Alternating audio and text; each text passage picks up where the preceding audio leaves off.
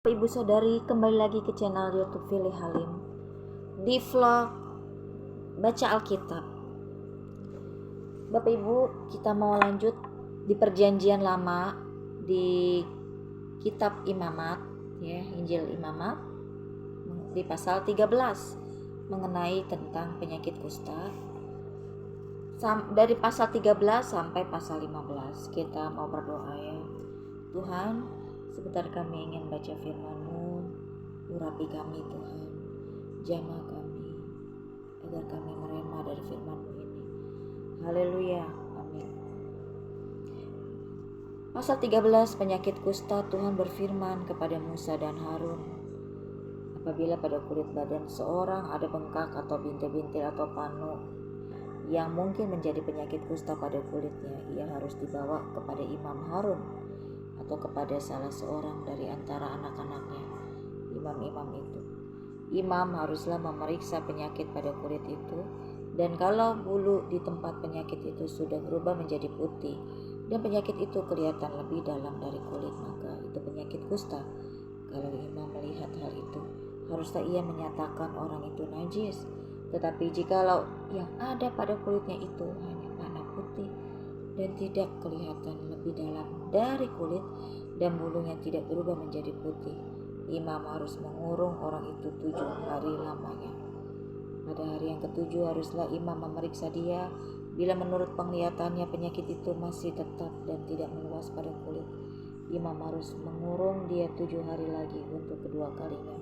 Kemudian pada hari yang ketujuh haruslah imam memeriksa dia untuk kedua kalinya.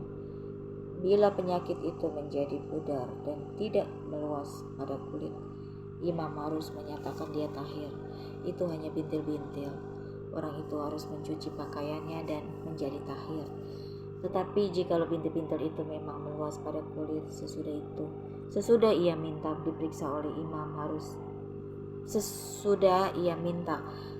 oleh imam untuk dinyatakan tahir, haruslah ia minta diperiksa untuk kedua kalinya.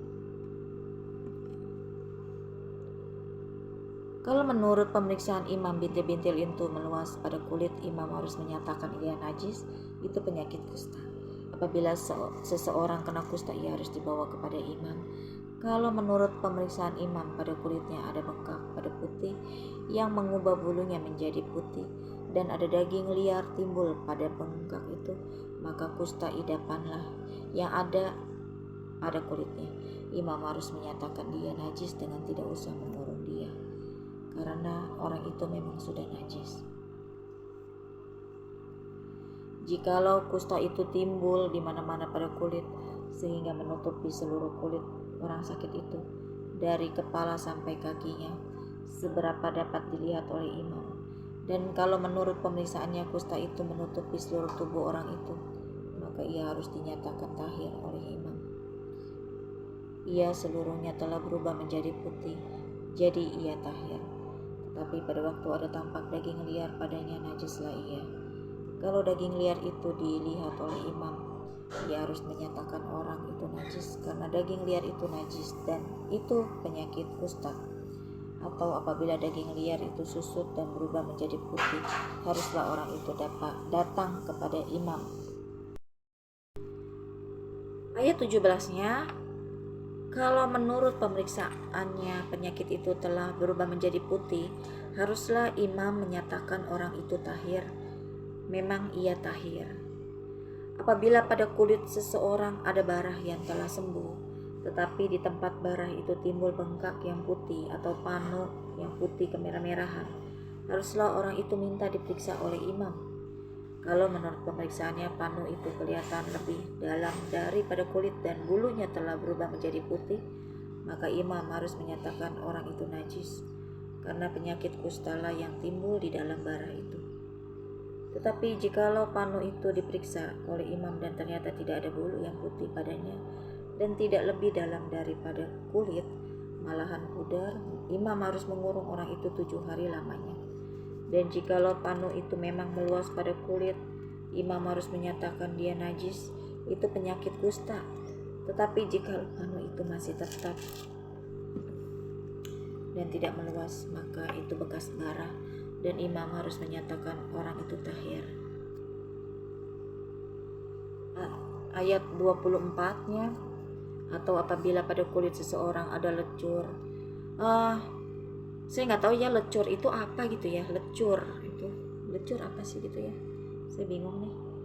Atau apabila pada kulit seseorang ada lecur karena api dan daging liar yang timbul pada lecur itu menjadi panu yang putih, kemerah-merahan atau putih, maka imam harus memeriksa panu itu. Bila ternyata bulu pada panu itu berubah menjadi putih dan panu itu kelihatan lebih dalam dari kulit, maka yang timbul dalam lecur itu adalah penyakit kusta dan imam harus menyatakan orang itu najis. Itu penyakit kusta. Ayat 26-nya, tetapi jikalau menurut pemeriksaan tidak ada pada panu itu bulu yang putih dan panu itu tidak lebih dalam daripada kulit, malahan pudar, imam harus mengurung orang itu 7 hari lamanya. Pada hari yang ke-7 imam harus memeriksa lagi dia. Jikalau panu itu memang meluas pada kulit, maka haruslah imam menyatakan dia najis. Itu penyakit kusta. Tetapi jikalau panu itu masih tetap dan tidak meluas pada kulit, malahan pudar, maka itu bengkak lecur dan imam harus menyatakan dia tahir, sebab itu bekas lecur.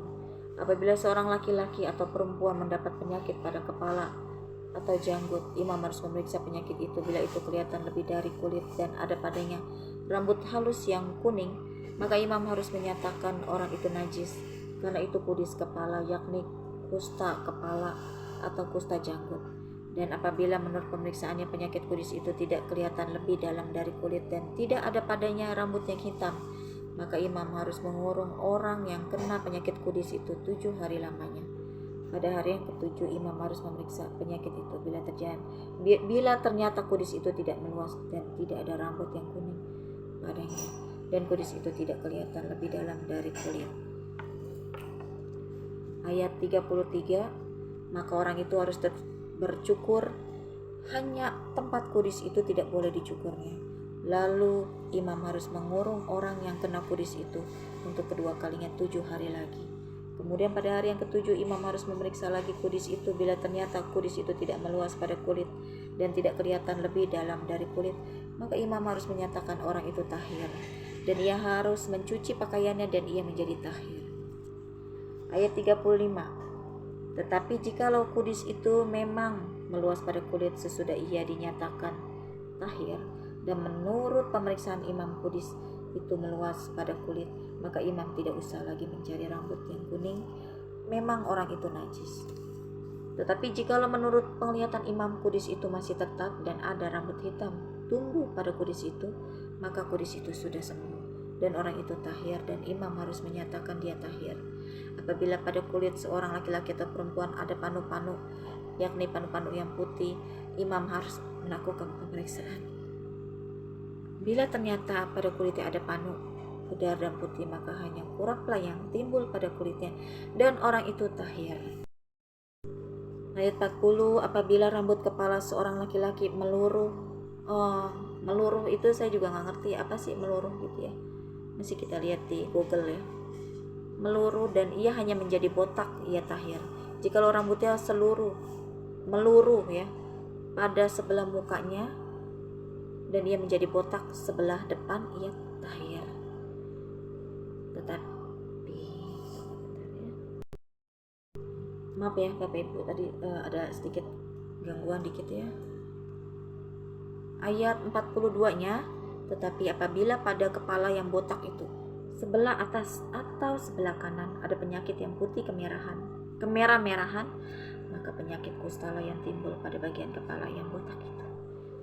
Lalu imam harus memeriksa dia. Bila ternyata banyak bahwa bengkak pada bagian kepala yang botak itu putih kemerah-merahan dan kelihatannya seperti kusta pada kulit, maka orang itu sakit kusta dan ia najis, dan imam harus menyatakan dia najis karena penyakit yang di kepalanya itu.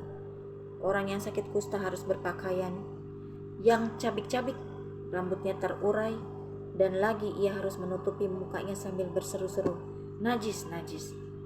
Selama ia kena penyakit itu, ia tetap najis. Memang ia najis, ia harus tinggal terasing di luar perkemahan, itulah tempat kediamannya. Ayat 47, Apabila pada pakaian ada tanda kusta, pada pakaian bulu domba atau pakaian lenan, entah pada benang lungsin. Lungsin juga saya bingung ya, lungsin itu apa ya Bapak Ibu ya? Atau benang pakannya, entah pada kulit atau sesuatu barang kulit. Jikalau kalau tanda pada barang-barang itu sudah kemerah-merahan warnanya, maka itu kusta. Hal itu harus diperiksakan kepada imam. Kalau tanda itu telah diperiksa oleh imam, ia harus mengasingkan yang mempunyai tanda itu 7 hari lamanya. Pada hari yang ke-7 ia harus memeriksa tanda itu lagi.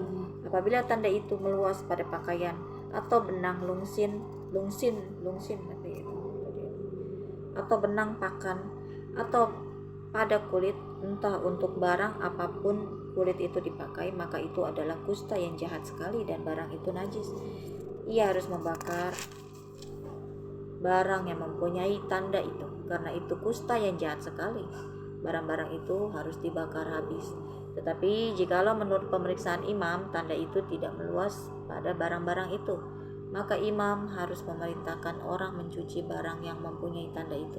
Lalu ia harus mengasingkannya 7 hari lagi untuk kedua kalinya. Kemudian sesudah barang itu dicuci, imam harus memeriksa tanda itu lagi. Bila ternyata rupa tanda itu tidak berubah, biarpun itu tidak meluas, maka barang itu najis dan engkau harus membakarnya habis, karena tanda itu semakin mendalam pada sebelah belakang atau sebelah muka. Dan jikalau menurut pemeriksaan imam tanda itu menjadi pudar sesudah dicuci, maka ia harus mengoyakkannya dari barang-barang itu. Tetapi jikalau tanda itu tampak pula pada barang-barang itu, maka itu kusta yang sedang timbul. Barang yang mempunyai tanda itu haruslah kau bakar habis. Tetapi barang-barang yang telah kau cuci sehingga tanda itu lenyap daripadanya haruslah dicuci untuk kedua kalinya, barulah menjadi tahir. Itulah hukum tentang kusta yang ada pada pakaian bulu domba atau lenan, atau pada benang lungsin, atau pada benang pakan, atau pada setiap barang kulit untuk menyatakan tahir atau najisnya. Pasal 14. Tuhan berfirman kepada Musa, inilah yang harus menjadi hukum tentang orang sakit kusta pada hari pentahirannya. Ia harus dibawa kepada imam, dan imam harus pergi keluar perkemahan kalau menurut pemeriksaan imam penyakit kusta itu telah sembuh daripadanya. Maka imam harus memerintahkan supaya bagi orang yang akan ditahirkan itu diambil 2 ekor burung yang hidup dan yang tidak haram, juga kayu aras, kain kirmisi, dan hisop. Imam harus memerintahkan supaya burung yang seekor disembeli di atas belanga tanah berisi air mengalir. Tetapi burung yang masih hidup haruslah diambilnya bersama-sama dengan kayu aras, kain kirmisi, dan hisop. Lalu bersama-sama dengan burung itu semuanya harus dicelupkannya ke dalam darah burung yang sudah disembeli di atas air mengalir itu. Kemudian ia harus memercik 7 kali kepada orang yang akan ditahirkan dari kusta itu, dan dengan demikian mentahirkan dia. Lalu burung yang hidup itu haruslah dilepaskannya ke padang. Orang yang akan ditahirkan itu haruslah mencuci pakaiannya, mencukur seluruh rambutnya, dan membasuh tubuhnya dengan air, maka ia menjadi tahir. Sesudah itu ia boleh masuk ke dalam perkemahan, tetapi harus tinggal di luar kemahnya sendiri 7 hari lamanya.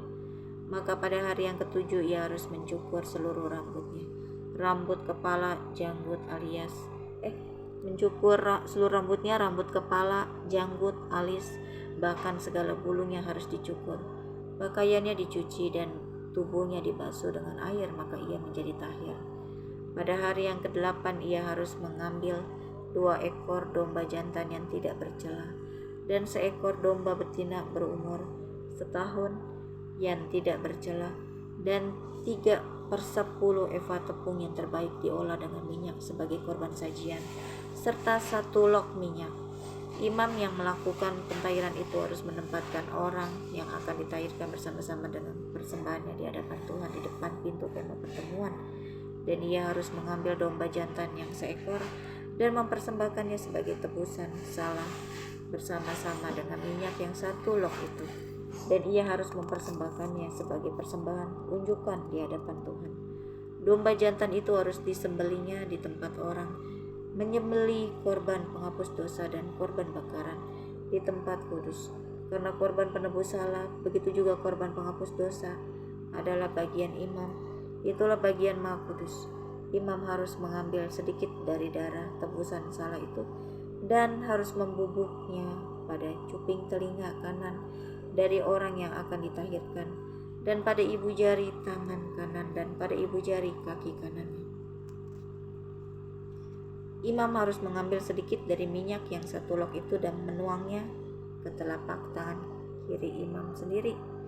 Ia harus mencelupkan jari kanannya ke dalam minyak yang di telapak tangan kirinya itu, dan sedikit dari minyak itu haruslah dipercikannya dengan jarinya 7 kali di hadapan Tuhan. Dari minyak selebihnya imam harus membubuk sedikit pada cuping telinga kanan orang itu, pada ibu jari tangan kanannya, dan pada ibu jari kaki kanannya, di tempat mana darah tebusan salah dibubuhkan. Dan apa yang tinggal dari minyak itu haruslah dibubuhnya pada kepala orang yang akan ditahirkan. Dengan demikian imam mengadakan pendamaian bagi orang itu di hadapan Tuhan. Imam harus mempersembahkan korban penghapus dosa, dan dengan demikian mengadakan pendamaian bagi orang yang akan ditahirkan dari kenajisannya, dan sesudah itu ia harus menyembelih korban bakaran. Kemudian imam harus mempersembahkan korban bakaran dan korban sajian di atas mezbah. Dengan demikian imam mengadakan pendamaian bagi orang itu, maka ia menjadi tahir. Tetapi jikalau orang itu miskin dan tidak mampu, ia harus mengambil domba jantan 1 ekor saja sebagai tebusan salah untuk persembahan unjukan, supaya diadakan pendamaian bagi orang itu. Juga 1/10 eva tepung yang terbaik diolah dengan minyak untuk korban sajian, dan 1 log minyak. Dan lagi 2 ekor burung tekukur atau 2 ekor burung merpati sekadar kemampuannya. Yang 1 ekor harus menjadi korban penghapus dosa, dan yang 1 ekor lagi menjadi korban bakaran. Pada hari yang ke-8 ia harus membawa semuanya untuk pentahirannya kepada imam ke depan pintu kemah pertemuan di hadapan Tuhan. Kemudian imam harus mengambil domba tebusan salah dan minyak yang 1 log itu. Lalu imam harus mempersembahkan semuanya sebagai persembahan unjukan di hadapan Tuhan. Ayat 25-nya, ia harus menyembelih domba tebusan salah, dan imam harus mengambil sedikit dari darah tebusan salah itu dan membubuhnya pada cuping telinga kanan orang itu, dan pada ibu jari tangan kanan dan ibu jari kaki kanannya. Dan imam harus menuang sedikit dari minyak itu ke telapak tangan kirinya sendiri. Lalu sedikit dari minyak itu haruslah dipercikan oleh imam dengan jari kanannya 7 kali di hadapan Tuhan. Kemudian imam harus membubuh sedikit dari minyak itu pada cuping telinga kanan dari orang yang akan ditahirkan, pada ibu jari tangan kanannya, dan pada ibu jari kaki kanannya, di tempat mana dibubuhi darah tebusan salah itu. Dan ayat 29, minyak selebihnya haruslah dibubuhnya pada kepala orang yang akan ditahirkan, supaya diadakan pendamaian bagi orang itu di hadapan Tuhan. Lalu ia harus mempersembahkan 1 ekor dari kedua burung tekukur atau anak burung merpati yang dibawa orang itu, sekadar kemampuannya. Yang 1 ekor sebagai korban penghapus dosa, dan yang 1 ekor lagi sebagai korban bakaran di samping korban sajian. Dengan demikian imam mengadakan pendamaian bagi orang yang akan ditahirkan di hadapan Tuhan. Itulah hukum tentang pentahiran seorang yang kena kusta yang tidak mampu. Tuhan berfirman kepada Musa dan Harun, apabila kamu masuk ke tanah Kanaan yang akan kuberikan kepadamu menjadi milikmu, dan aku mendatangkan tanda kusta di sebuah rumah di negeri milikmu itu, maka pemilik rumah itu harus datang memberitahukannya kepada imam, ada kelihatan seperti tanda kusta di rumahku. Maka imam harus memerintahkan supaya rumah itu dikosongkan sebelum ia datang memeriksa tanda kusta itu, supaya jangan menjadi najis segala yang ada di dalam rumah itu. Dan sesudah itu barulah imam datang untuk memeriksanya. Kalau menurut pemeriksaannya, tanda pada dinding rumah itu merupakan lekuk-lekuk yang kehijau-hijauan atau kemerah-merahan warnanya, yang kelihatan lebih dalam dari permukaan dinding itu. Imam harus keluar dari rumah itu, lalu berdiri di depan pintu rumah dan menutup rumah itu 7 hari lamanya. Pada hari yang ketujuh, imam harus datang kembali. Kalau menurut pemeriksaannya tanda kusta itu meluas pada dinding rumah, maka imam harus memerintahkan supaya orang mengungkit batu-batu yang kena tanda itu dan membuangnya keluar kota ke suatu tempat yang najis. Dan ia harus mengikis rumah itu sebelah dalam berkeliling, dan kikisan lepa itu haruslah ditumpahkan keluar kota ke suatu tempat yang najis. Dan orang harus mengambil batu-batu lain lalu memasangnya sebagai pengganti batu-batu tadi, dan harus mengambil lepa lain dan melepa rumah itu. Tetapi jikalau tanda itu timbul lagi di dalam rumah itu sesudah batu-batunya diungkit dan sesudah rumah itu dikikis, bahkan sesudah dilepa lagi, dan kalau imam datang dan menurut pemeriksaannya tanda itu meluas di dalam rumah, maka kusta ganaslah yang di dalam rumah itu, dan rumah itu najis. Rumah itu haruslah dirombak, yakni batunya, kayunya, dan segala lepa rumah itu, lalu dibawa semuanya keluar kota ke suatu tempat yang najis. Dan orang yang masuk ke dalam rumah itu selama rumah itu ditutup menjadi najis sampai matahari terbenam. Dan orang yang tidur di dalam rumah itu haruslah mencuci pakaiannya. Demikian juga orang yang makan di dalam rumah itu haruslah mencuci pakaiannya. Tetapi jikalau imam datang dan menurut pemeriksaannya tanda itu tidak meluas di dalam rumah itu sesudah dilepa, maka imam harus menyatakan rumah itu tahir karena tanda itu telah hilang. Kemudian untuk menyucikan rumah itu haruslah ia mengambil 2 ekor burung, kayu aras, kain kirmisi, dan hisop.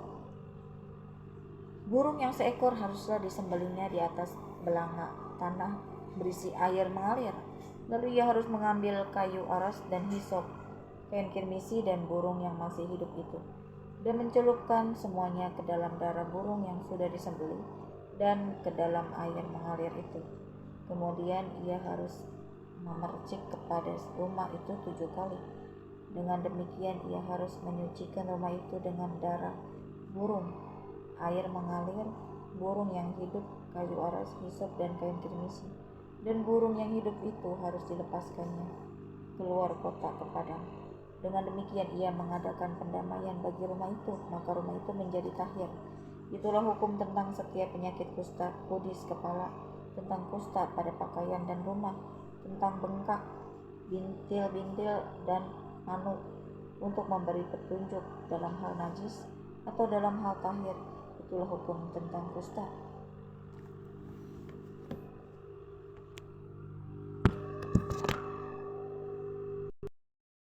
Ke pasal 15, ketidaktahiran pada laki-laki dan perempuan. Pasal terakhirnya Bapak Ibu. Tuhan berfirman kepada Musa dan Harun, berbicaralah kepada orang Israel dan katakan kepada mereka, apabila aurat seorang laki-laki mengeluarkan lelehan, maka najislah ia karena lelehan itu. Beginilah kenajisannya berhubung dengan lelehan itu, bila auratnya membiarkan lelehan itu mengalir, atau bila auratnya menahannya sehingga tidak mengeluarkan lelehan, maka itulah kenajisannya. Setiap tempat tidur yang ditiduri orang yang mengeluarkan lelehan itu menjadi najis, dan setiap barang yang didudukinya menjadi najis juga. Setiap orang yang kena kepada tempat tidurnya haruslah mencuci pakaiannya, membasuh tubuhnya dengan air, dan ia menjadi najis sampai matahari terbenam. Siapa yang duduk di atas barang yang telah diduduki oleh orang yang demikian haruslah mencuci pakaiannya, membasuh tubuhnya dengan air, dan ia menjadi najis sampai matahari terbenam. Siapa yang kena kepada tubuh orang yang demikian haruslah mencuci pakaiannya, membasuh tubuhnya dengan air, dan ia menjadi najis sampai matahari terbenam. Apabila orang yang demikian meludahi orang yang tahir, haruslah orang ini mencuci pakaiannya, membasuh tubuhnya dengan air, dan ia menjadi najis sampai matahari terbenam. Dan setiap pelana yang diduduki orang yang demikian menjadi najis. Setiap orang yang kena kepada sesuatu bekas tempat orang tadi menjadi najis sampai matahari terbenam. Siapa yang mengangkatnya haruslah mencuci pakaiannya, membasuh tubuhnya dengan air, dan ia menjadi najis sampai matahari terbenam. Dan setiap orang yang kena pada orang yang demikian, sedang orang ini tidak mencuci tangan dahulu dengan air, haruslah mencuci pakaiannya, membasuh tubuhnya dengan air, dan ia menjadi najis sampai matahari terbenam. Kalau orang itu kena pada belanga tanah, itu haruslah dipecahkan, dan setiap perkakas kayu haruslah dicuci dengan air. Apabila orang yang demikian sudah bersih dari lelehannya, ia harus menghitung 7 hari lagi untuk dapat dinyatakan tahir, lalu mencuci pakaiannya, membasuh tubuhnya dengan air mengalir, maka ia menjadi tahir. Pada hari yang ke-8 ia harus mengambil 2 ekor burung tekukur atau 2 ekor anak burung merpati, dan datang ke hadapan Tuhan ke pintu kemah pertemuan dan menyerahkan burung-burung itu kepada imam. Lalu imam harus mempersembahkannya, yang seekor sebagai korban penghapus dosa, dan yang seekor lagi sebagai korban bakaran. Dengan demikian imam mengadakan pendamaian bagi orang itu di hadapan Tuhan karena lelehannya. Apabila seorang laki-laki tertumpah maninya, ia harus membasuh seluruh tubuhnya dengan air, dan ia menjadi najis sampai matahari terbenam. Setiap pakaian dan setiap kulit yang kena tumpahan mani itu haruslah dicuci dengan air, dan menjadi najis sampai matahari terbenam. Juga seorang perempuan, kalau seorang laki-laki tidur dengan dia dengan ada tumpahan mani, maka keduanya harus membasuh tubuhnya dengan air, dan mereka menjadi najis sampai matahari terbenam. Apabila seorang perempuan mengeluarkan lelehan dan lelehannya itu adalah darah dari auratnya, ia harus 7 hari lamanya dalam cemar kainnya, dan setiap orang yang kena kepadanya menjadi najis sampai matahari terbenam. Segala sesuatu yang ditidurinya selama ia cemar kain menjadi najis, dan segala sesuatu yang didudukinya menjadi najis juga. Setiap orang yang kena kepada tempat tidur perempuan itu haruslah mencuci pakaiannya, membasuh tubuhnya dengan air, dan ia menjadi najis sampai matahari terbenam. Setiap orang yang kena kepada sesuatu barang yang diduduki perempuan itu haruslah mencuci pakaiannya, membasuh diri dengan air, dan ia menjadi najis sampai matahari terbenam. Juga pada waktu ia kena kepada sesuatu yang ada di tempat tidur atau di atas barang yang diduduki perempuan itu, ia menjadi najis sampai matahari terbenam. Jikalau seorang laki-laki tidur dengan perempuan itu, dan ia kena cemar kain perempuan itu, maka ia menjadi najis selama 7 hari. Dan setiap tempat tidur yang ditidurinya menjadi najis juga. Apabila seorang perempuan berhari-hari lamanya mengeluarkan lelehan, yakni lelehan darah yang bukan pada waktu cemar kainnya, atau apabila ia mengeluarkan lelehan lebih lama dari waktu cemar kainnya, maka selama lelehannya yang najis itu, perempuan itu adalah seperti pada hari-hari cemar kainnya, yakni ia najis. Setiap tempat tidur yang ditidurinya selama ia mengeluarkan lelehan haruslah baginya seperti tempat tidur pada waktu cemar kainnya, dan setiap barang yang didudukinya menjadi najis sama seperti kenajisan cemar kainnya. Setiap orang yang kena kepada barang-barang itu menjadi najis, dan ia harus mencuci pakaiannya, membasuh tubuhnya dengan air, dan ia menjadi najis sampai matahari terbenam. Tetapi jikalau perempuan itu sudah tahir dari lelehannya, ia harus menghitung 7 hari lagi. Sesudah itu barulah ia menjadi tahir.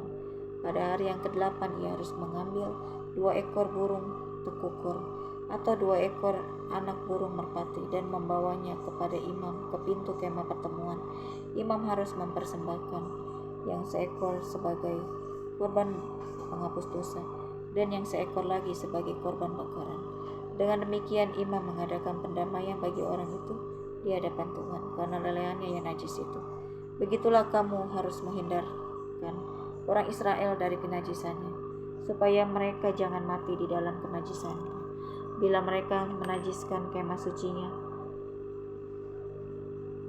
bila mereka menajiskan kemah suciku yang ada di tengah-tengah mereka itu.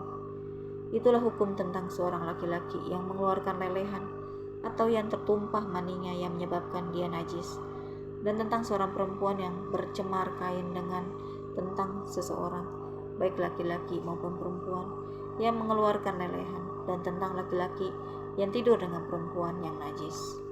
Amin. Sekian ya Bapak Ibu Saudari, kita baca Alkitabnya, kita mau berdoa. Tuhan, terima kasih untuk firman-Mu ini Tuhan. Kami tahu Tuhan bahwa kami ini adalah manusia yang sakit Tuhan. Seperti mungkin kami bukan sakit penyakit yang di dalam tubuh kami ada sakit, ada luka, tetapi jiwa kami Tuhan, batin kami, hati kami Tuhan, mungkin kami sakit seperti pasal ini Tuhan mengenai sakit penyakit kusta. Demikian kami Tuhan datang kepadamu Tuhan. Kami adalah orang-orang yang sakit Tuhan, yang harus kami datang kepadamu, yang bahwa Engkau adalah yang mampu menyembuhkan kami Tuhan, menyembuhkan kami dari sakit penyakit itu Tuhan, baik sakit dalam fisik kami ataupun jiwa kami Tuhan. Tuhan Yesus, sembuhkan Tuhan jiwa kami Tuhan, agar kami menjadi jiwa yang takut padamu Tuhan, yang begitu mengasihimu Tuhan, untuk batin jiwa kami, raga kami, yang Kau biarkan Tuhan kami menjauh daripadamu Tuhan. Biarlah kami mendekat kepadamu Tuhan, dan haus lapar padamu Tuhan, dan berikan pemulihan pada kami, kesembuhan pada kami Tuhan, jiwa raga kami dan batin kami Tuhan. Di dalam nama Tuhan Yesus kami berdoa, haleluya, amin. Sekian Bapak Ibu Saudari baca Alkitab hari ini. Tuhan Yesus memberkati.